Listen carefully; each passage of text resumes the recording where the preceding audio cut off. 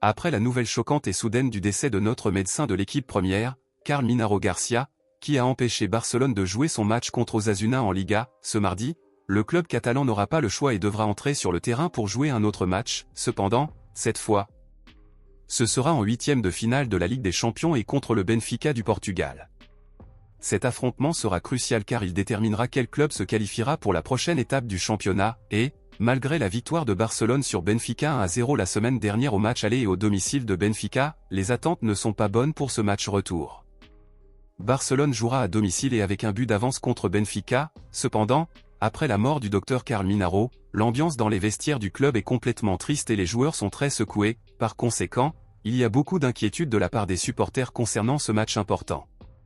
L'un des joueurs les plus déstabilisés émotionnellement en ce moment est le milieu de terrain Dani Olmo, car le médecin était un ami très proche de son père.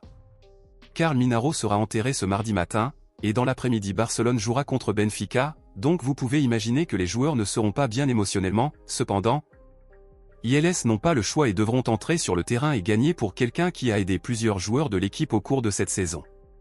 L'UEFA a confirmé l'arbitre de ce match, et ce sera le Français François Le Texier, où il a mené le duel entre Barcelone et le Borussia Dortmund lors de la première phase de cette Ligue des Champions, où Barcelone a gagné 2-3 à l'extérieur. Quant à l'arbitrage, nous pensons que cela ne nous posera probablement pas de problème. Cependant, en ce qui concerne la partie émotionnelle des joueurs, il y a une grande inquiétude.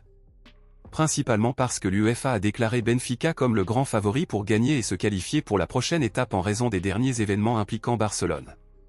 Compte tenu de cela, à votre avis, pensez-vous que nous serons capables de battre Benfica même si tous les joueurs sont émotionnellement affectés? Selon vous, quel sera le score final de ce match? Dites-le moi ici et je lirai votre commentaire. Je vous verrai dans la prochaine vidéo.